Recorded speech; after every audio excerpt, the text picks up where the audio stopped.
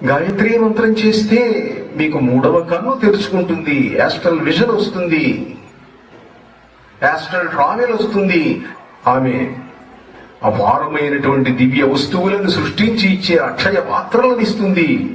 ఇలా గాయత్రీ దేవి యొక్క మహిమన గాయత్ర్యా పరం మంత్రం నమాతుఃపర దైవతం. తల్లిని మించిన దేవత లేదు, గాయత్రిని మించిన మంత్రం లేదు.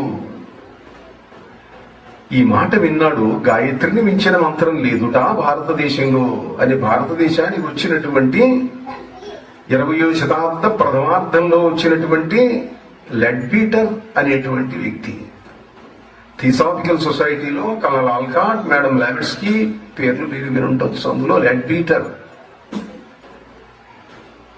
అతడు విని దాని మహత్వం తెలుసుకుందామని కోరి ఒక వృద్ధ విప్రుడు గాయత్రి మంత్రోపాసకుని దగ్గరికి వెళ్లి, అయ్యా మీరు జపం చేసేటప్పుడు మీ ఎదురుగా కూర్చోనివ్వండి, కూర్చొని ఆయన అన్నాడు. ఆయన కళ్ళు మూసుకొని జపం చేస్తున్నాడు, ఈయన కళ్ళు మూసుకొని చూస్తున్నాడు.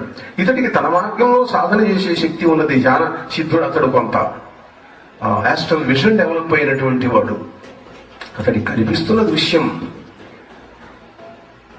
అతని ఆ గాయత్రి మంత్రోపాసకుని యొక్క శిరస్సులో నుండి 7 వన్నెలు కలిగిన కాంతి కిరణములు గోపురాకారంలో సూర్యమండలం వైపు ప్రయాణం చేయడం ఇతడికి కనిపిస్తున్నది. అంటే అతడు మంత్రం చదువుతున్నాడు, మంత్రంలో ఉండే శబ్దాలు కాంతి తరంగాలుగా మారుతున్నాయి.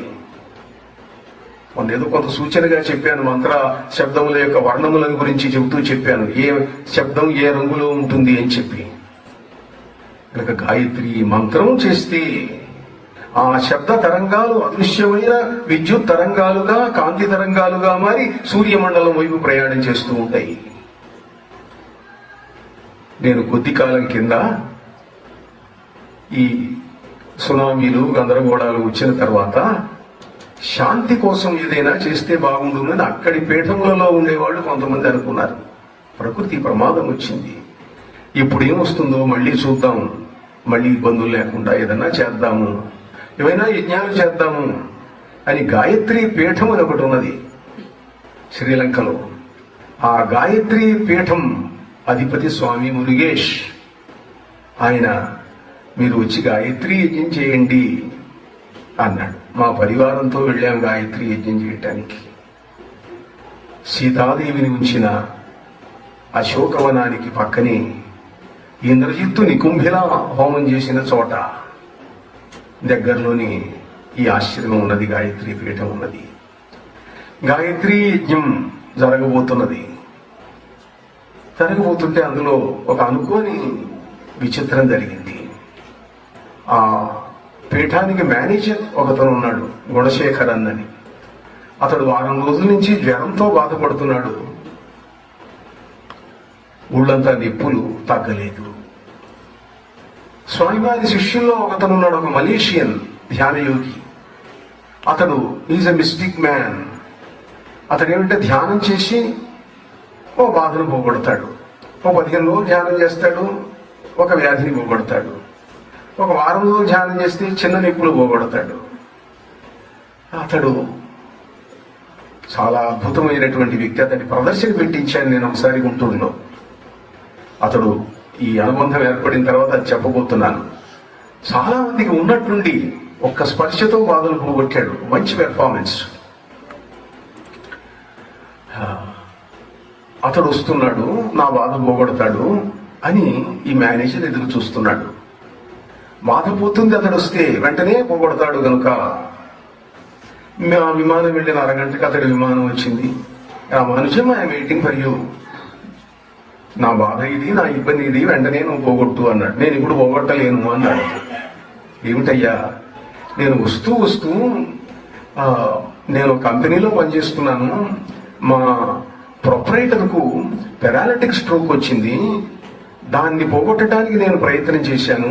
1 నెల రోజులుగా నేను చేసినటువంటి ధ్యాన శక్తిని వినియోగిస్తే అతడి కుడి చేతిని కదిలించగలిగాను. ఇప్పుడు సంతకాలు పెడుతున్నాడు చెక్కుల మీద, వాటి మీద.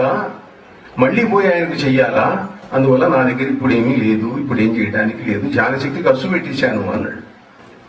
సరేలే, ఏం చేస్తాం. అది ఎవరో భారతదేశం నుంచి ఎవరో ఒక ఆయన వచ్చాడు, యజ్ఞం చేయిస్తాడట, స్వామివారిని పిలిపించారు, వచ్చారు అన్నారు. అందరూ యజ్ఞశాలకు వెళ్ళాం. 3 గంటల సేపు గాయత్రి మంత్రం జరిగింది. గాయత్రి హోమం చేస్తున్నాము. 3000 మంది తమిళులు, కొద్ది మంది సింహళీస్ ఉన్నారు. అద్భుతమైన యజ్ఞం. ఇందరూ గాయత్రి మంత్రాన్ని ఉచ్చరిస్తున్నారు. హోమం చేస్తున్నాము. 3 గంటలైంది. ఆ పూటకి ఇంకా ఆపుతున్నాము. ఇతడు లేచి నిల్చున్నాడు సభామధ్యంలో. Now I can cure you, come to me Gunasekharam అన్నాడు. ఇతడు వెళ్ళాడు అక్కడికి. ఒక్కసారి టచ్ చేశాడు, బాధ పోయింది, జ్వరం పోయింది, ఏమీ లేదు. థర్మామీటర్ పెట్టి చూసుకున్నాడు, టెంపరేచర్ లేదు, నిప్పులు పోయినాయి. అడిగారు మిత్రులు పక్కన ఉన్నవాళ్ళు, 3 గంటల కింద నువ్వు వల్ల కాదన్నావు, ఇప్పుడు ఎట్లా చేశావు ఇప్పుడు అంటే, స్వామివారు గాయత్రి మంత్రాన్ని ఉచ్చరిస్తుంటే విన్నాను, హోమం చేస్తుంటే చూశాను, నాకు శక్తి వచ్చినట్లు అనిపించింది. శక్తి వచ్చినట్లు అనిపించింది. వస్తే నాకు తెలుస్తుంది శక్తి వచ్చినట్టు, తెలిసింది, నేను పోగొట్టాను అన్నాడు. అప్పుడు అరేబియా నుంచి వచ్చినటువంటి ఒక ముస్లిం మాంక్, ఆకుపచ్చ గుడ్డలతో ఉన్నాడు. అతడు కూడా ఆ స్వామివారి శిష్యుడు. అతడు లేచి నిల్చున్నాడు. I will add something more to this అన్నాడు. అతడు ఏమిటన్నారు అంతా? ఇతడు చెప్పింది కరెక్టే, రామానుజన్ చెప్పింది it is perfectly correct, but there is something more. నేను చూస్తున్నాను నా విషయంలో, స్వామివారి ఆస్ట్రల్ బాడీ వచ్చి కాసేపు రామానుజాన్ని ఆవహించింది, అందుకని ఇతడు ఈ పని చేయగలిగాడు అన్నాడు అతడు. ఏదో మొత్తం మీద అతడి బాధ పోయింది.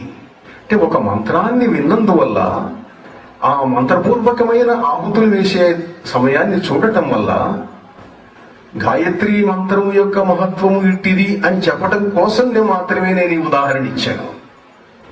ఈ వార్త అక్కడి వార్తా మాధ్యమములలో ప్రసారమైంది. ప్రసారం అయ్యేసరికి ఇండియన్ అంబాసిడర్ కాదు ఆమె, నిరుపమారావు, అక్కడ ఉండేటువంటి ఇండియన్ అంబాసిడర్ ఇన్ శ్రీలంక, ఆమె వచ్చింది దర్శనానికి. ఇట్లా జరిగింది తానండి, చాలా సంతోషంగా ఉంది, మీరు చాలా గొప్ప పని చేశారు అని వచ్చింది ఆవిడ. Indian high commissioner, president of Sri Lanka యొక్క పర్సనల్ సెక్రటరీ అతడు, సువర్ణ నాయకి అతడు వచ్చాడు. ఆర్మీ చీఫ్ ఆఫ్ శ్రీలంక అతడు వచ్చాడు దర్శనం చేసుకోవడం కోసం. మొత్తం మీద ఏదో పెద్ద ప్రదర్శన అయిపోయింది ఇది యజ్ఞం జరిగిన తర్వాత. అంటే గాయత్రీ దేవి యొక్క అనుగ్రహం ఇట్లా ఉంటుంది.